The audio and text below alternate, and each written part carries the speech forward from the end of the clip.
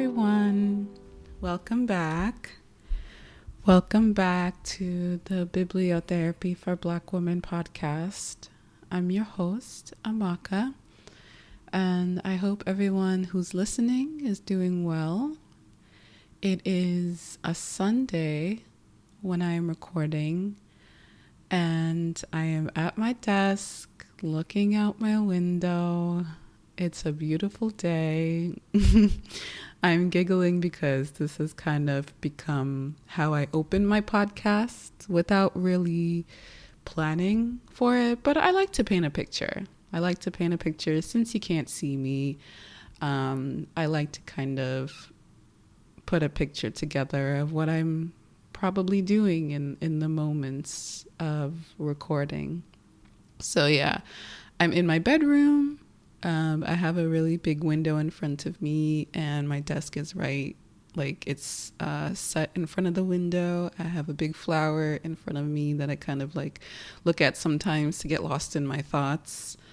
And then outside of the window, I have a very nice view of downtown in the little city that I live in. So, yeah, that's what I'm doing right now. And I literally just woke up maybe 20 minutes ago. It's 9 a.m. as I am recording right now, and just tried to psych myself up.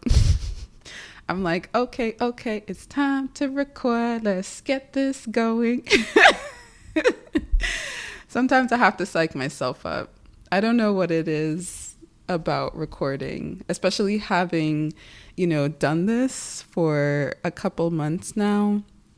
I would say that it is such a satisfying feeling of accomplishment when I have scheduled the episode to publish. I have nothing else to do, and then I get the notification the day of, whether it's the 1st of the month or the 15th of the month, that the episode has been published. It's like, oh, I've done it again. But sometimes it's kind of hard to get the momentum going again with recording a new episode, but I just get up and I just do it. I just have to do it. Sometimes I delay a little bit. I might want to do it a day prior and I don't do it, but I eventually get there. I'm like, we have a job to do. And it's not really a job. I actually love doing this. I have realized that I love putting my thoughts out there based off of the books that I'm reading and, kind of giving folks a little glimpse into what I'm going through with life and lessons I'm learning, whether from the books or just from life in general. So I'm really enjoying it.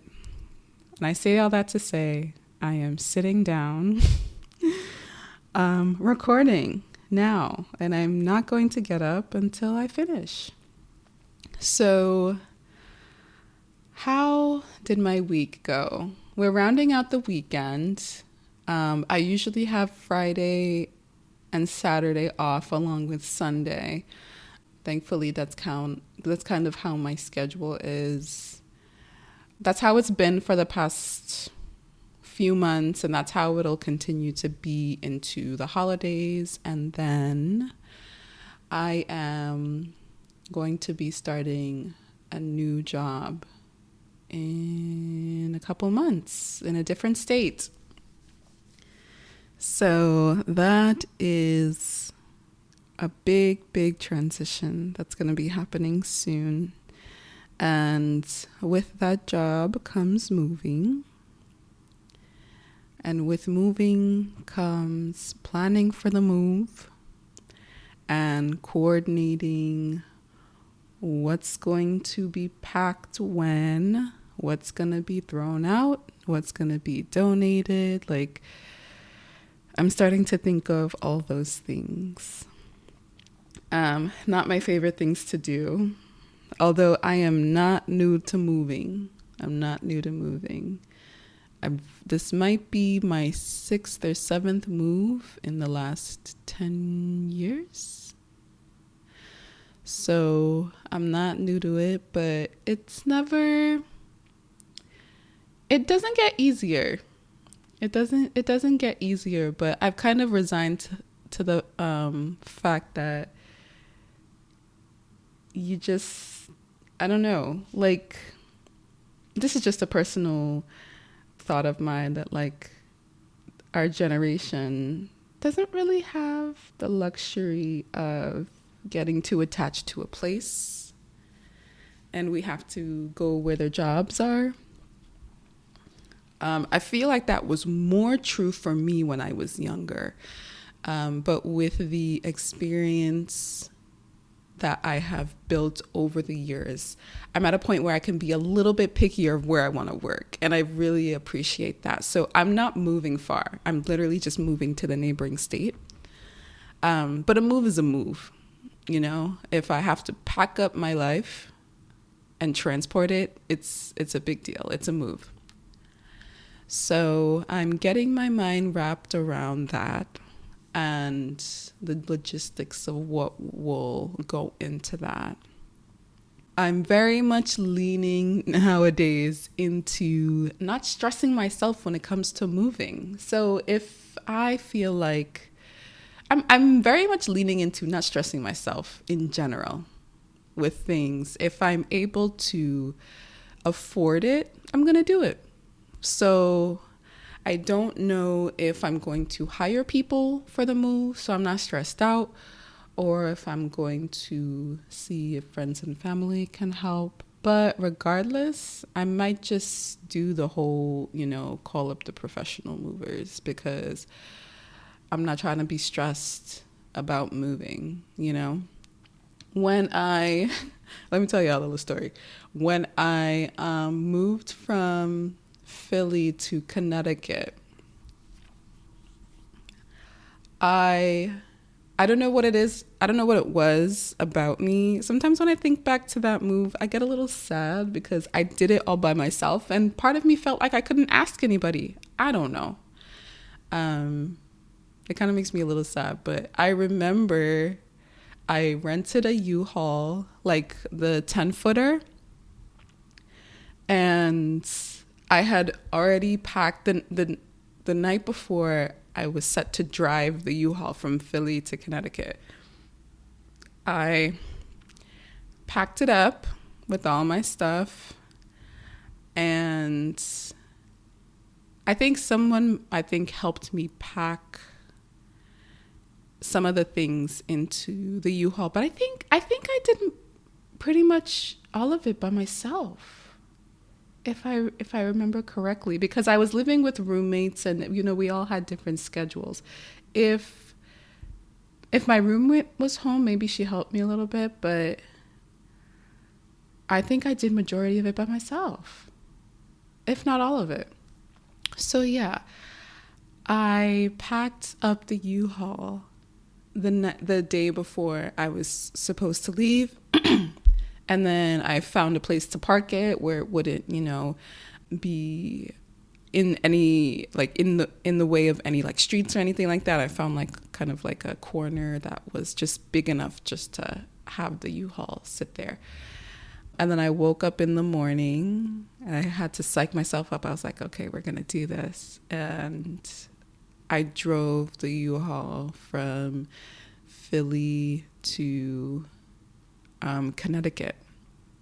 And it got to a point where it was raining, and I was on 95 going through New Jersey or something. I don't remember. And I was like, oh my God, just get me to Connecticut in one piece. Because, this is a U-Haul and I had to go at like a snail's pace because it's raining and I don't want anything to happen. But I got to Connecticut in one piece, thankfully. And it was still raining when I had to unload everything into the apartment.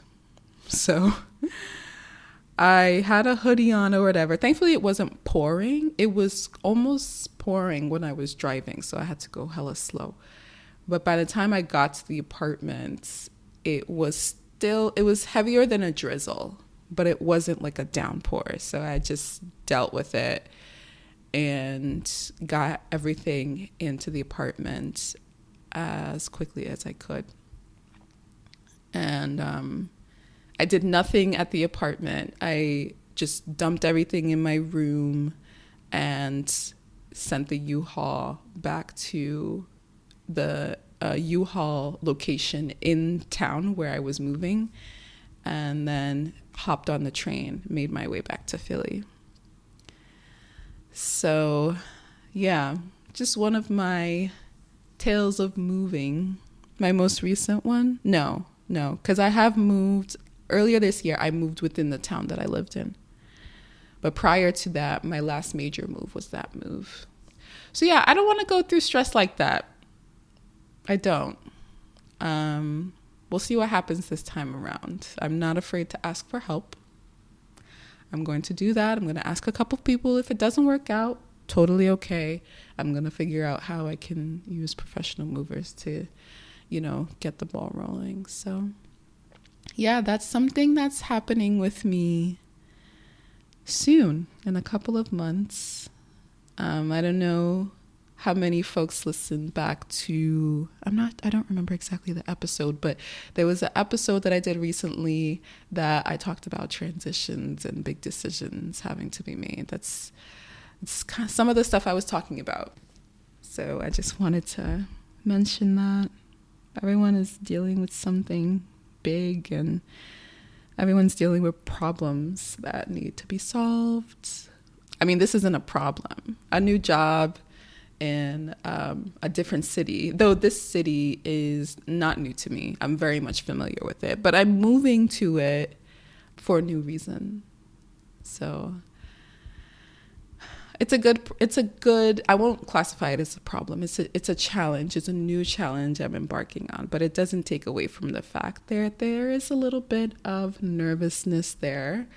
Dare I say a little bit of angst. I don't want to say anxiety. I don't feel anxiety about it, but there is some nervousness there, just, around having to transition over again, even though it's something I've had to do often over the past decade or so, but it doesn't really get easier. But I know that it's a long time coming, long enough. So I'm feeling like it's the right next step. I don't know if I would say I'm excited. I think there is a little bit of excitement, but I'm feeling more so like, yes, this is the next right step for me. So that's something pretty significant that's going on with me right now.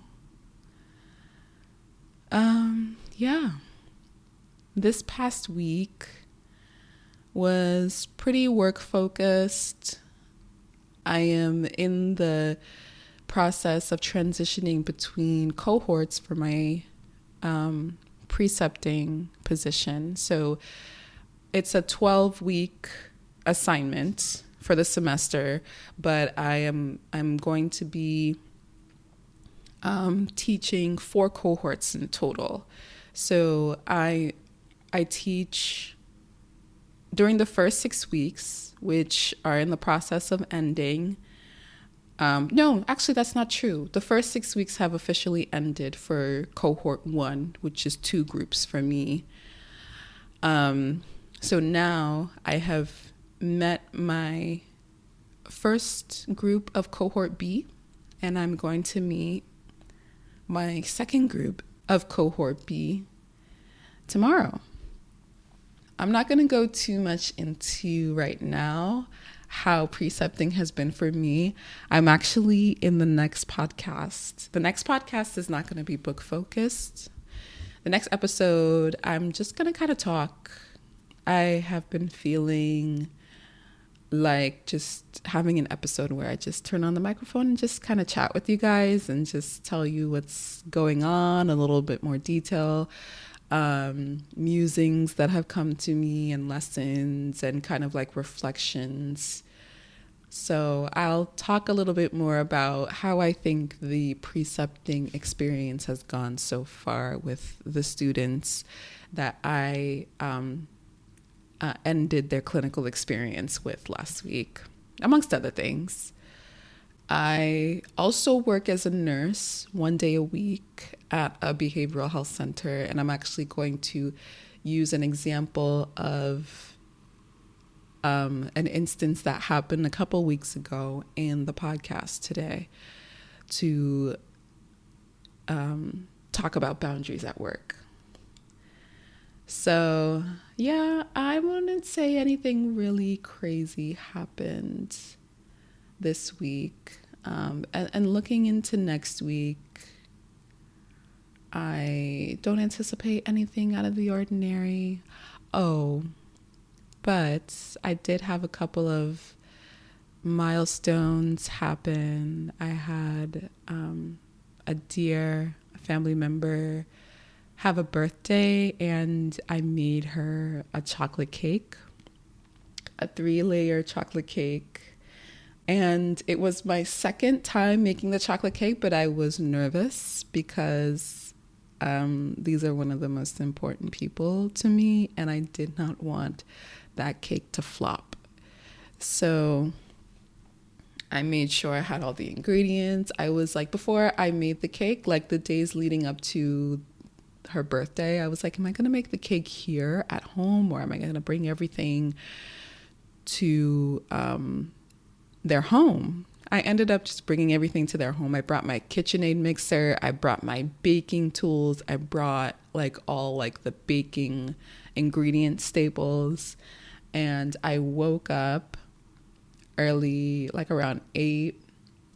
Things are usually pretty chill at the house for most of the morning. So I knew that if I woke up, I would have a few hours before everyone else started waking up and coming down to the kitchen and things like that. So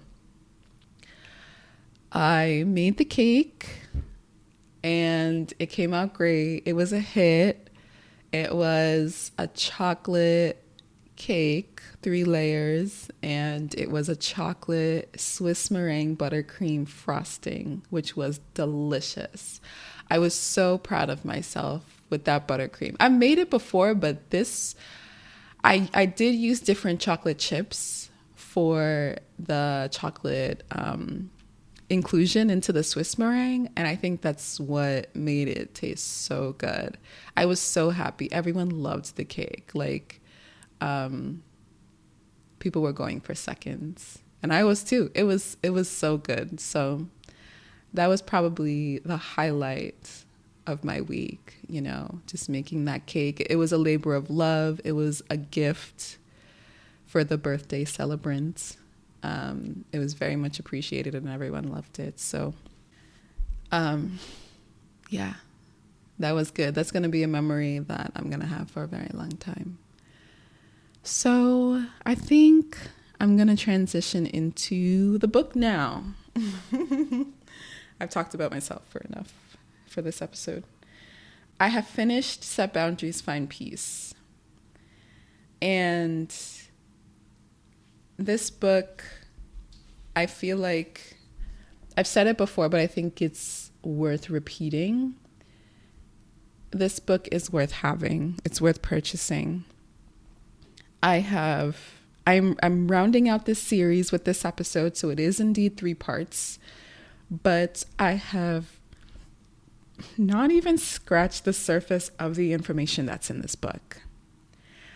I am just picking out what resonated with me the most. But, like I said in the past, I'm one person. I'm speaking through my perspectives. So what is resonating with me, I don't anticipate is going to resonate with everybody. So I think that if you feel like, I think everyone should have this book, but I'm not going to put that on everybody. If you want to enhance your relationship with people, if you want to enhance your interpersonal relationships and you want to enhance your relationship with yourself, I think this book will contribute a lot to that journey. I don't think that it's all encompassing in terms of what you need, but when it comes to boundaries is just one part of having successful relationships with people and with yourself. If you feel like you need some support with that, this book, I feel like, can only help you. I feel like it can only help you. You might not take everything that it says. Everything might not apply to you.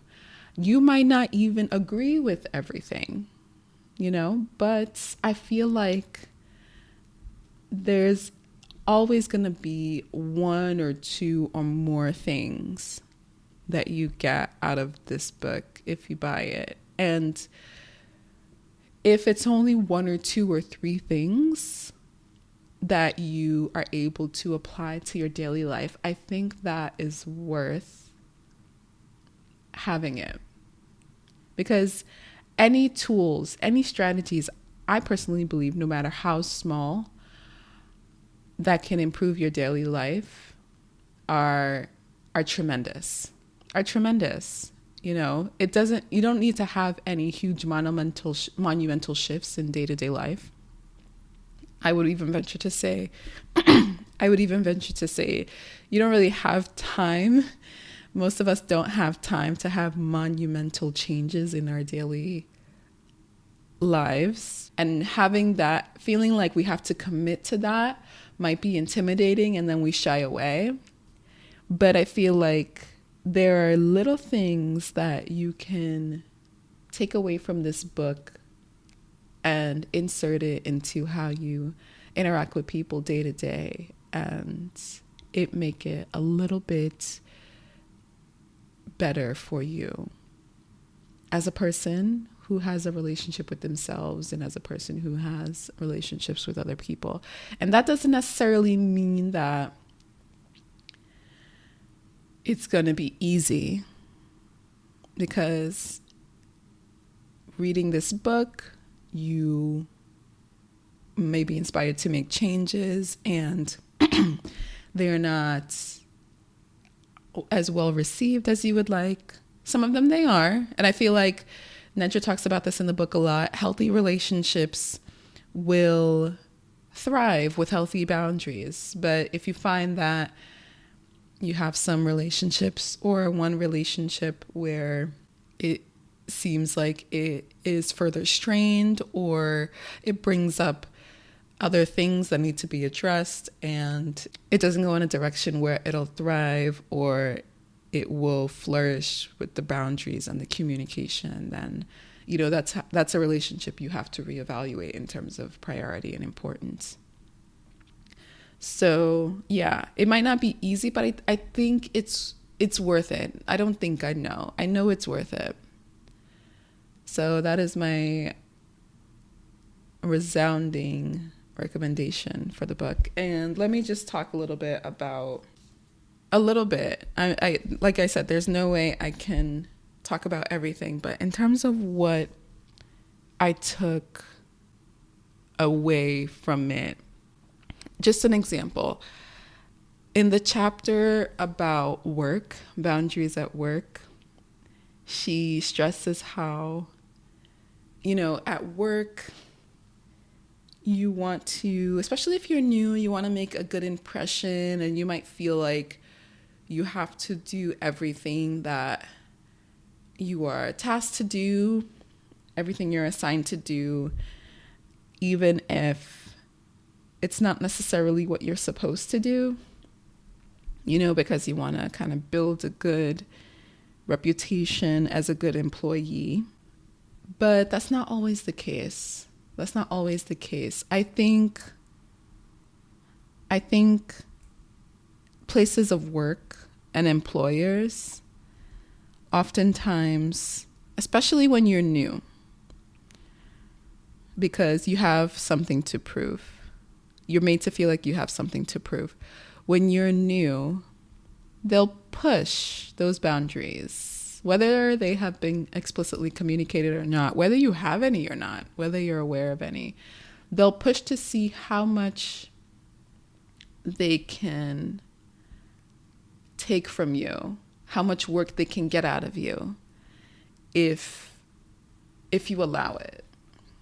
The example that I was referring to earlier was from a couple weeks ago. So like I said, I'm along with my precepting, which is a separate position, I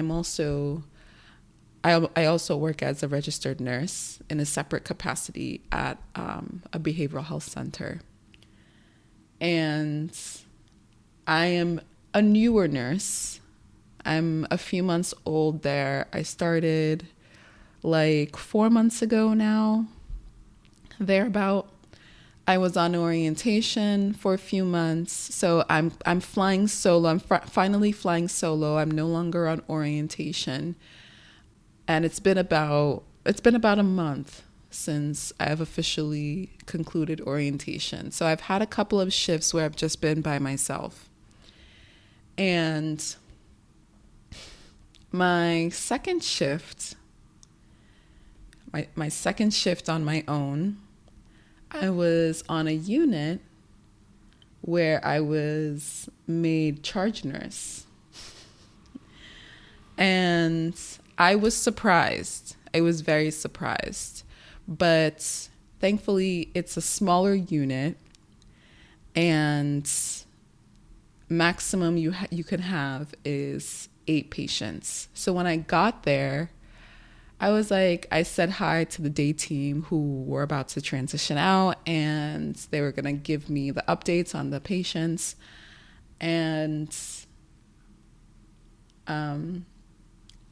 they told me that there is one availability where a new patient might come in. And I said, oh, so that means there could be a potential admission. And an admission is when a new patient comes in and you process that new patient. And they were like, yeah, that's a possibility. In fact, I would say it's very much likely going to happen. And I was like, okay. I hadn't been on this unit in a while, and there were 7 patients on the unit. So I was like, okay, I don't think I can take that admission. That's the boundary that I was personally setting. Because even though I'm new at this job, I am not new to the workforce in general and how, things can go if you are not clear about what you can and can't do. So I was thinking for myself, being still a new nurse in this environment, and now being placed in charge of the patients already on the unit, which is it was 7 that day. So it's a manageable load considering the expectations of what I needed to do to take care of the patients. I knew I could do it. I knew I could take care of the 7 patients comfortably. But I knew that I would need any extra time outside of explicit care for the patients to reorient myself to the unit and make sure I'm doing everything else that needs to be done with the responsibilities of being the lead nurse on the unit that day. So I told the day team, I don't think I can take the admission. And they were like, I understand that, but it's not necessarily whether or not you can take it. It's if the patient is appropriate to be on the unit and you're not really able to decline. But then I said, I kind of made the case that I've already described. I said, I'm still a new nurse to this facility. I'm just off orientation. This is my second shift off orientation. I'm going to be the only nurse on this unit with some help, but I'm going to be the only nurse responsible for 7 patients on this unit. And I'm still new, and I need to reorient myself to this unit, and I need to be able to take care of the patients that are here. So I said, I think I'm going to have to call admin. And she was like, yeah, go ahead.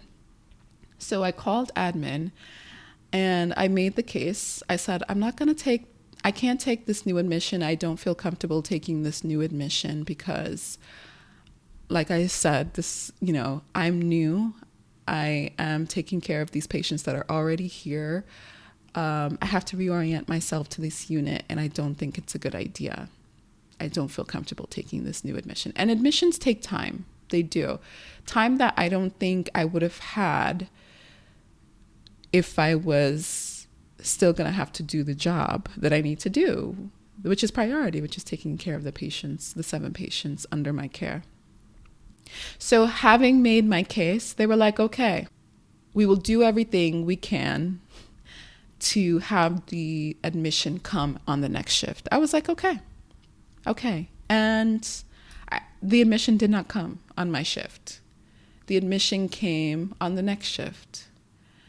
And I was really proud of myself for speaking up, because I feel like oftentimes, I won't say every employer does this, but a lot of them do. They push. They push really slowly, and like sometimes it's not slow. Sometimes it's like pushing you into the deep end, but they really want to see how much they can get out of you, even if it is a lot, even if it's more than you should typically handle.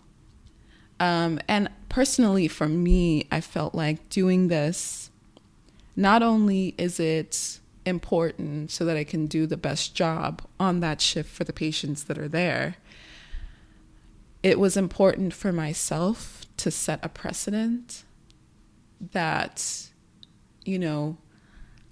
I am going to be that staff member that speaks up for myself if I don't feel like I'm capable of doing something, because I am thinking of the patients that are in my care, and if I don't feel like I can give that care with the extra responsibilities, which in the grand scheme of things are not as urgent as what's right in front of me. Admission is important, but in the field that I work in, it's very rarely life or death.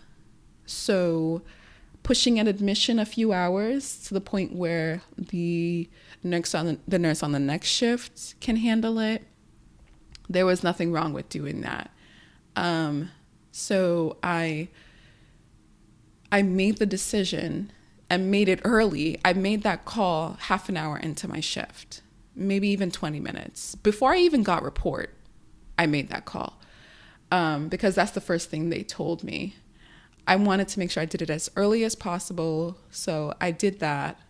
Later on, about an hour or so after the shift started, one of the admins came up to the units to ask how I was doing. I was like, everything is fine. Everything is going fine. There's nothing, no complaints. And then I reiterated to the admin nurse that I can't take that admission. And I stated my reasons again.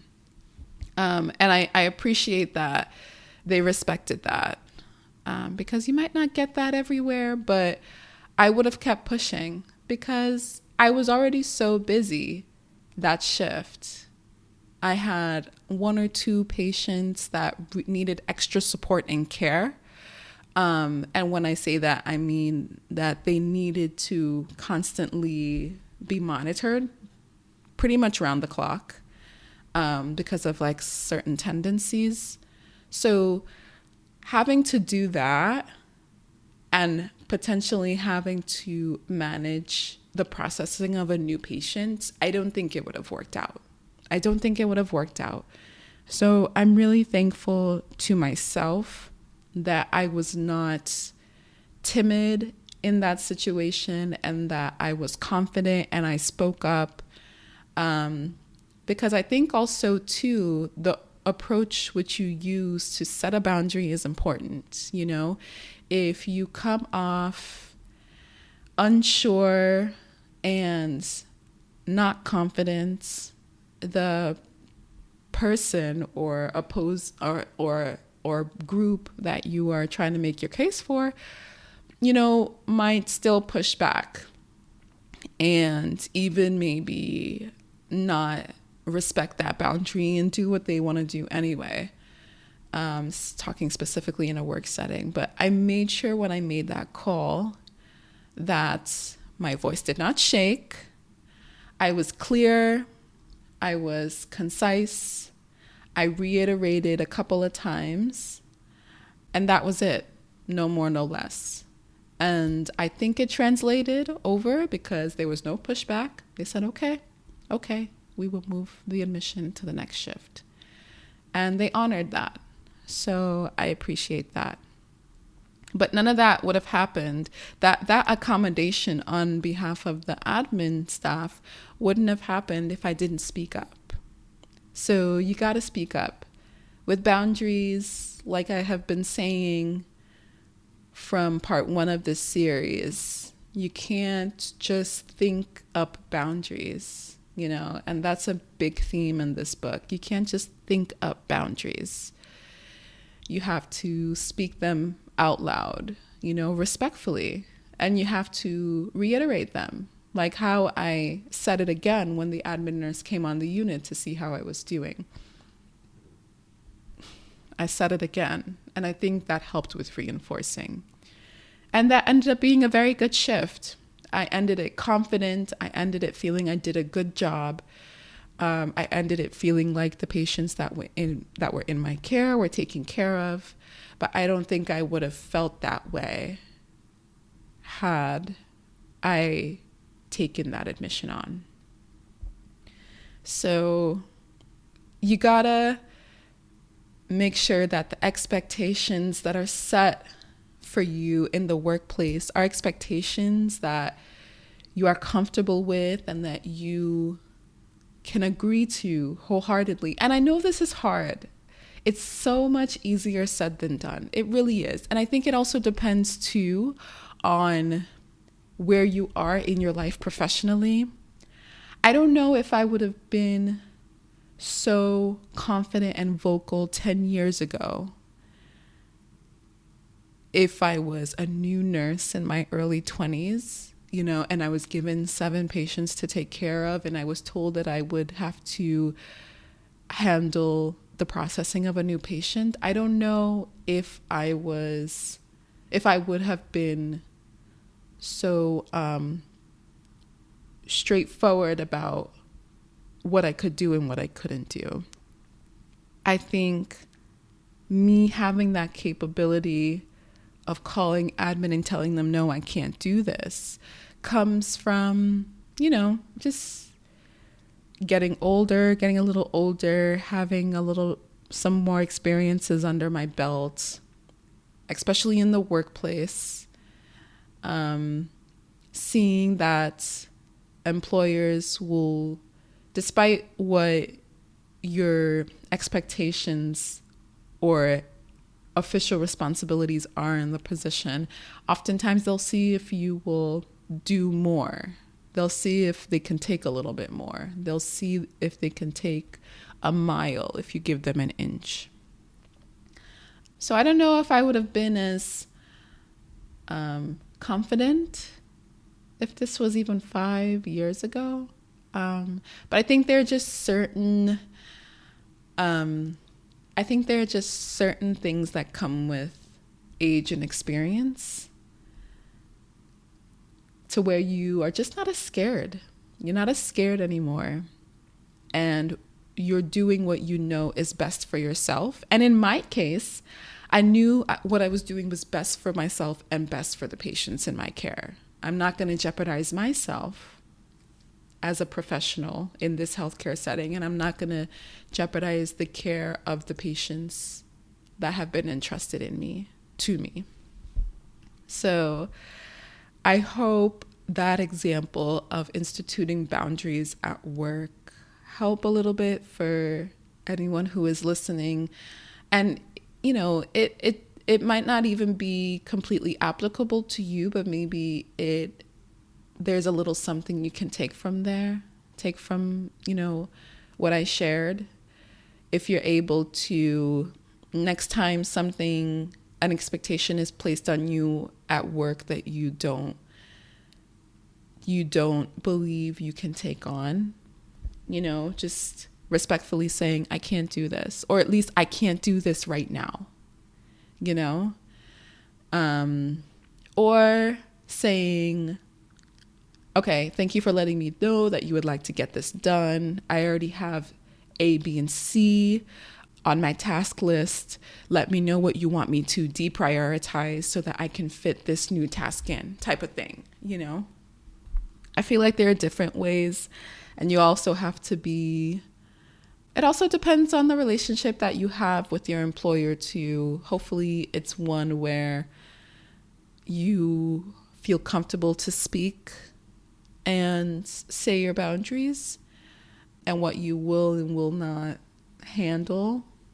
But sometimes, even if it's not the best or the most cordial relationship, if you know that something of grave importance might be compromised or jeopardized, and I think in the case with me, it was particularly important to say something because I'm handling patient care.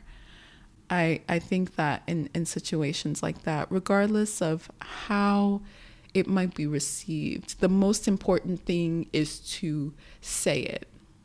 Because if it's never said, then there's nothing that you can lean on in terms of reference. Like if you don't say it, then you can't say I said it, And yeah.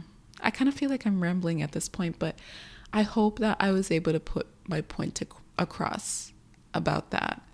Nedra has a few chapters in this book focused on different categories of boundary setting, like boundaries with family, boundaries with friends, boundaries with social media and technology, and boundaries with work. And I took a little bit of something from every chapter. But when I read this work one, I was like, yeah, this is important.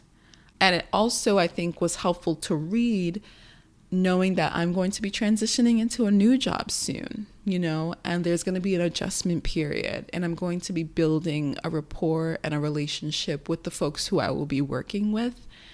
And that is the time when things have not quite been set in stone yet to make clear what I will be able to handle and what I will not be able to handle, or at the very least, what I won't be able to handle right away. Yeah. So I really appreciated that in the book. That work chapter gives practical tools.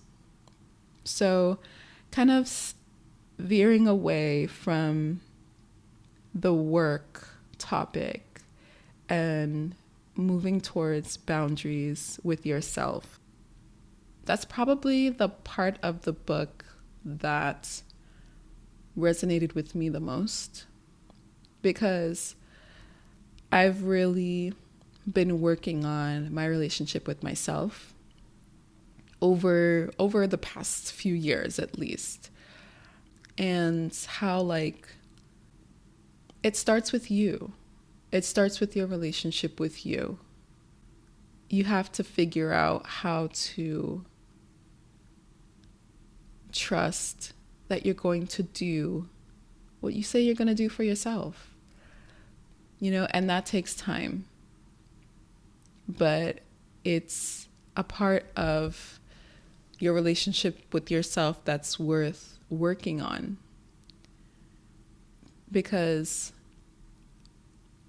your boundaries with yourself, if you don't respect them, why expect anyone outside of you to adhere to them? People treat you how you allow them to treat you. And people get cues on how to treat you based on how you treat yourself. So I would probably say that was the most important part of the book for me. Boundaries with yourself can mean not talking to yourself in a negative way. Boundaries for yourself can mean showing self-compassion when you fall short. Boundaries for yourself can mean forgiving yourself when you make mistakes. Boundaries for yourself can mean making sure that you put your needs, you address your needs before you address any others pertaining to other people. Setting boundaries for yourself is your way of protecting yourself. You know, doing what you know is most important for your health and your well-being. I want to read an excerpt from the chapter 9, I believe.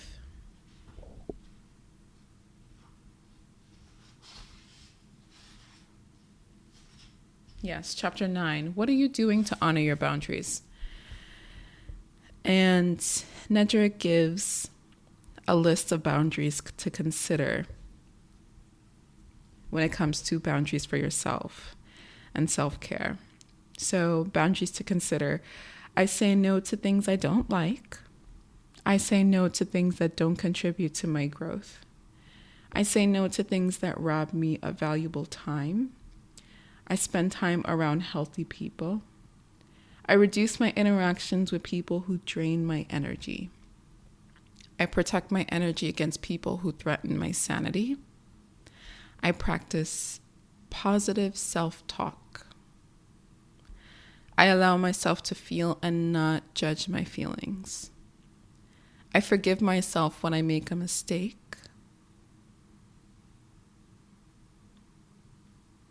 That one really resonates.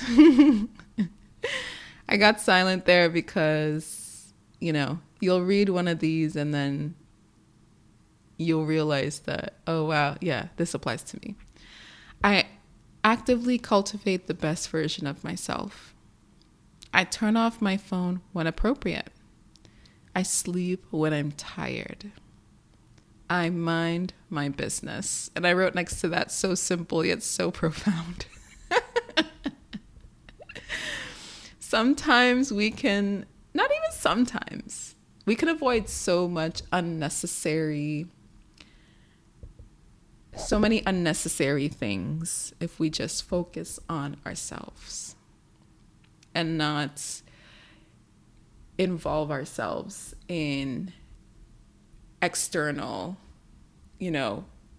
issues or whatever is going on, You have to have discretion on what, might, on where it might be helpful to involve yourself. But honestly, just focusing on what is my business, just kind of focusing on that, minding my business can help avoid so many issues. So I resonated with that too. I make tough decisions because they're healthy for me. I create space for activities that bring me joy. I say yes to activities that interest me despite my anxiety about trying them. I experience things alone instead of waiting for the right people to join me. So I'm thankful to Nedra, not just for this excerpt, but she gives concrete examples about how to implement boundaries in your life throughout this book. This is literally just for how to do it for you. But when it comes to family, when it comes to the workplace, when it comes to technology, when it comes to friends, she gives step-by-step help for all of that. And that's why I say, even if you don't, like the list that I just mentioned here, even if I don't do everything, because change takes time. But if I committed to taking one or two of these and just making them a priority and making those changes in my day-to-day life, it would exponentially enhance my life on a day-to-day basis. And tools like that are scattered throughout the book for different facets of your life, to where if you take one or two things and you commit to implementing them on a regular basis, you will see positive change. You will see improvement with yourself. You will see improvements with how you interact with people in the world. And overall, you will be happier. You'll be happier. So, I say all this to say, like I've been saying, this is a book worth buying. I believe I'm going to be referencing back to this book in the future, because I'm sure that there are things that maybe don't apply too much right now, but, might apply in the future, and I might need a little bit of refreshing and reminders and encouragement. So yeah, that concludes my 3-part series on the book Set Boundaries, Find Peace, A Guide to Reclaiming Yourself by Nedra Glover Tawwab. I'm holding this book in my hand right now, and I don't know if it's the same with other book lovers, but when you finish a book, it's almost like that's a part of your life that has concluded, and now you have to move on to the other books. I go through that. I go through that with every book that I read. There are books that I've read in the past that signify a particular time in my life, that signify a particular place that I lived. You get attached to them, You get attached to them. You remember how they impacted you. So I think this is going to be one of those books.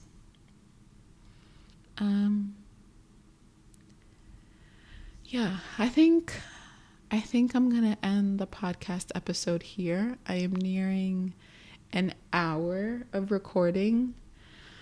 I don't know how many minutes it'll be when I edit, but I hope that this series was helpful to whoever listened to the entire thing. If you are a listener that listened to part 1, part 2, and part 3, I want to say thank you so much for listening. If you are a listener who only listened to one part, if you are a listener to only listen to 2 or just listen to this one, I want to say thank you. I appreciate everyone who makes the decision to click on my podcast episodes and press play. Because there's so much else that you could be doing. There's so many other ways you could be spending your day, but you're choosing to spend a part of it with me and hear my thoughts and my musings and how my week is going. And, I really, really, really appreciate that. I really do. So yeah, that's it. The next episode, I don't always say what the next episode is going to be. And in the trailer, I said I would, but I find that sometimes I might have something planned and it just doesn't work out that way, I might be pulled to go a different direction.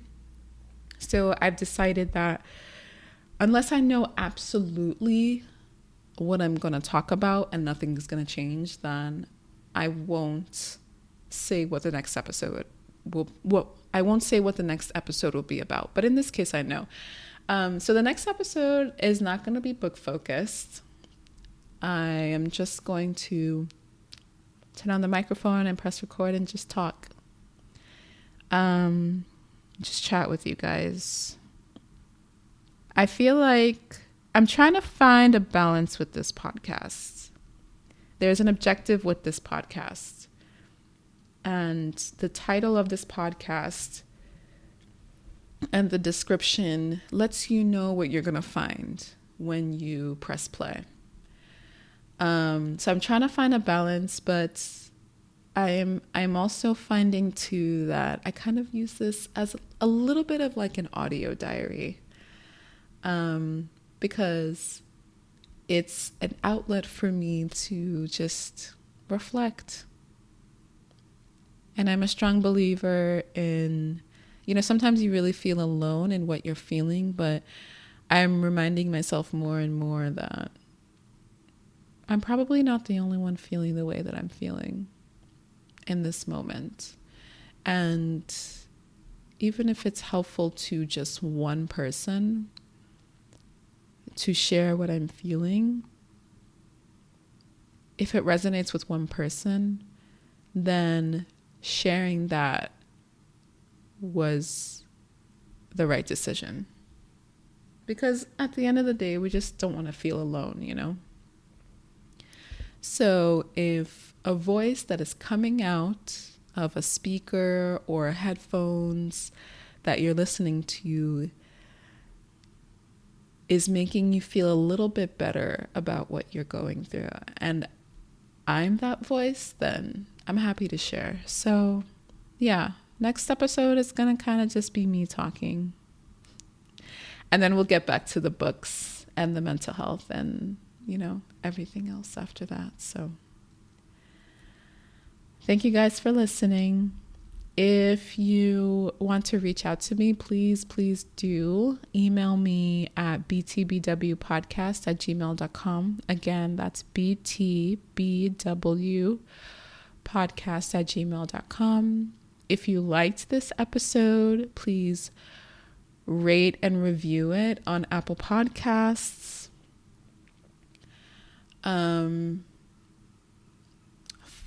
Hit subscribe on Apple Podcasts, hit follow on Spotify, and please join this community and come on this journey with me. Please share it. Please recommend it to folks who you think will benefit from listening, who you think will connect with me. And I am looking forward to growing this community. So again, for like the third time, thank you guys for listening, and I will catch you guys in the next episode. All right, bye.